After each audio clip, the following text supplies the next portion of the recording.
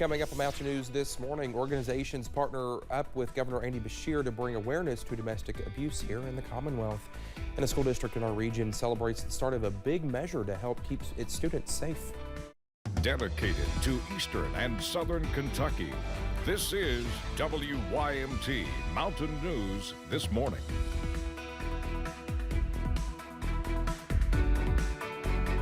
Alrighty, 6:31 on this Tuesday, or Monday 2.0, or just another day. I'm Dakota Makris. Good morning to you. And let's head over to meteorologist Cameron Aaron for a look at our forecasting. Cameron, there was some snow before we came on over in Mount Vernon, coming down real nice. Yeah, places in Rockcastle County waking up to some light snow showers in some places near I-75. So if you're taking that road this morning, you may run into a few snow flurries, the first flakes of the season. Let's go right to satellite and radar. You can see most of us are dry this morning, but we are tracking a few light snow showers and light snow flurries in I-75 just to the south of Mount Vernon along I-75. Also looking at some snow showers coming into portions of Estill and Powell County this morning. And let's go down to the south. You can see over eastern Laurel, also southern Clay, just to the south of Manchester, getting in on a light snow shower this morning. But we are all, for the most part, above freezing, so this is not going to be a big deal. But you may run into a couple of flakes as you walk out the door this morning. 33 for London, 35 in Jackson, and 29 the cool spot over in Clintwood. All of us are still included in a freeze warning this morning, and that will last until 10 o'clock later today. So be sure to bundle up as you step out the door and keep that jacket close, because temperatures are not going to warm up, only topping out in the middle 40s. And once you factor in that wind chill, it's going to feel about 10 to 5 degrees cooler. So just keep that in mind. We can also see a few flurries this morning, drying out later on today. I have your full forecast plus a weekend warm up coming up in just a little bit. Dakota? All right, Cameron, thank you. Well, Crystal Rogers disappeared on the 4th of July weekend in 2015. Now more than 7 years and several searches later, her family is still searching for answers. Investigators say her boyfriend, Brooks Houck, was the last person to see her alive. The FBI recently went back out to the farm owned by his family. Federal agents have been involved in the case since 2020, and they've been to this farm before. It's the place where Rogers was last believed to be alive, and a place her mother, Sherry Ballard, still feels the need to search. It's such a huge farm that, you know, it takes so long to go through something like that. And just, I guess as a mom, in the back of my mind, I'm always thinking, gosh, you know, could she still be there? Well, the farm spans around 250 acres, and so Ballard says she won't be happy with it until the moment her daughter is found. A man died on Monday while working at the Smithfield Foods plant over in Middlesboro. The Bell County Deputy Coroner says 61-year-old Mark Allen Tapp was working on a machine when his clothes got too close. The machine pulled him in, and ultimately it killed him. Smithfield Foods released a statement on Monday saying, quote, "We are deeply saddened to confirm the loss of a team member following a tragic accident at our Middlesboro, Kentucky facility today. Our thoughts and prayers are with the family and friends of our co-worker. We are grateful for emergency personnel for their rapid response and will support a full investigation of the matter," end quote. Well, his body was sent to Frankfurt for an autopsy. Media partner WRAL reported the Smithfield Foods plant was closed yesterday while an investigation took place.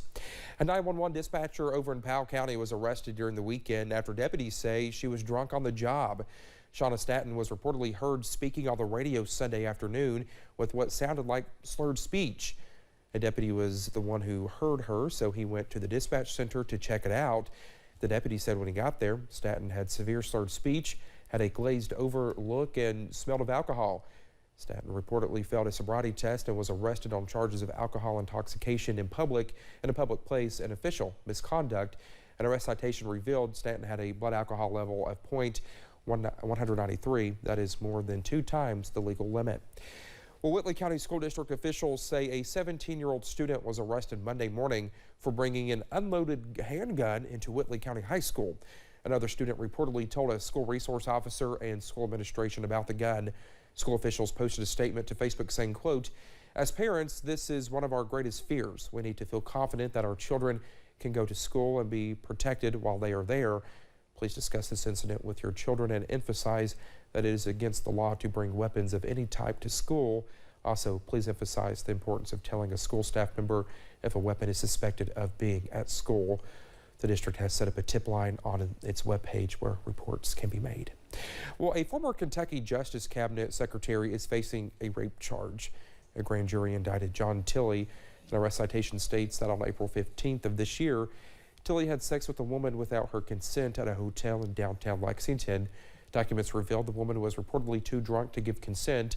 Tilley's arraignment hearing is scheduled for October 28th. October is Domestic Violence Awareness Month, and advocates say the abuse people face isn't just physical, but mental and emotional as well. Darlene Thomas is the director of Greenhouse 17, which works with domestic violence survivors. She and others were at the Capitol on Monday to call for awareness about what is happening in intimate partner relationships. Governor Andy Beshear signed a proclamation and was joined by other advocates and survivors who came to the Capitol.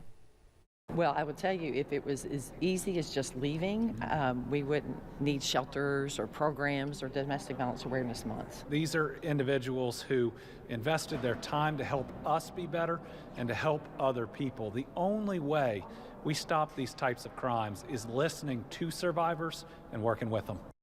Officials said on Monday Kentucky's number of both domestic violence and child abuse are probably higher than current rates because of the many cases that go unreported. A Southern Kentucky school district now has its own police department with officers with decades worth of law enforcement under their belts. We had cameras at the swearing-in ceremony on Monday where district staff called the day historic. Children are our greatest resource. Laurel County Public Schools Superintendent Dr. Doug Bennett says the district began planning its police department when Kentucky House Bill 63, passed earlier this year, required school resource officers at each school campus. It's quite a task. This was not built into the budget. However, I'm very enthusiastic and very glad to be able to say that we now have a full staff. We are now a police department. A swearing-in ceremony Monday morning showcased the department's force. 17 officers will staff school campuses. Chief of Police Bobby Day says his officers have backgrounds in law enforcement with an average of 20 years of experience per officer.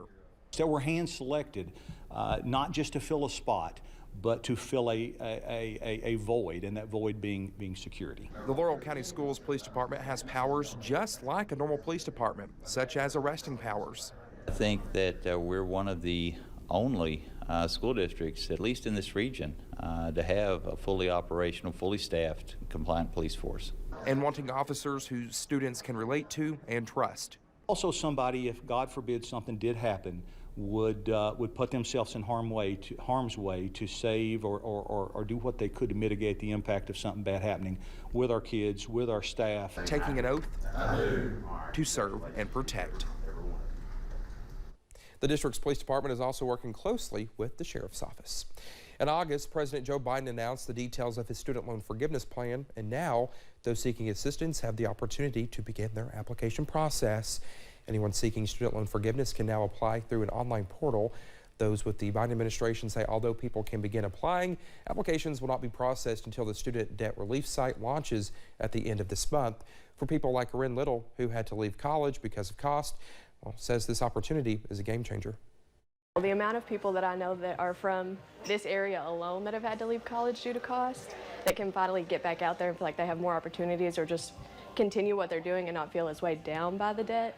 It really means a lot to know that everybody can do that now. In order to be eligible for student debt relief, you must have federal student loan debt and your annual earnings must fall under a certain threshold.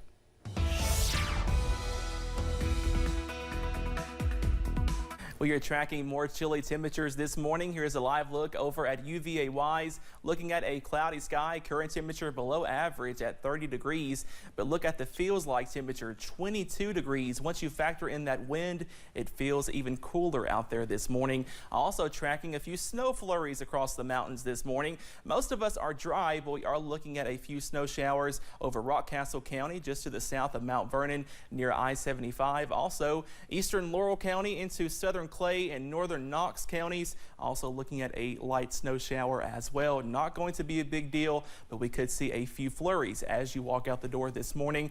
Temperatures in the middle 30s for most of us. 34 in Pikeville, 35 for Jackson, 36 here in Hazard, below freezing in Clintwood at 29 degrees this morning. All of us in a freeze warning until 10 o'clock later today, so be sure to bundle up as you step out the door. And as we go through the next few hours, we are going to watch out for a few more snow flurries out there. Temperatures only topping out later today in the middle to upper 40s. Dakota?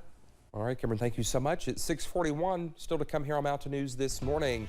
Life expectancy here in the U.S. continues to take a hit because of the COVID-19 pandemic, while other countries begin to see a bounce back.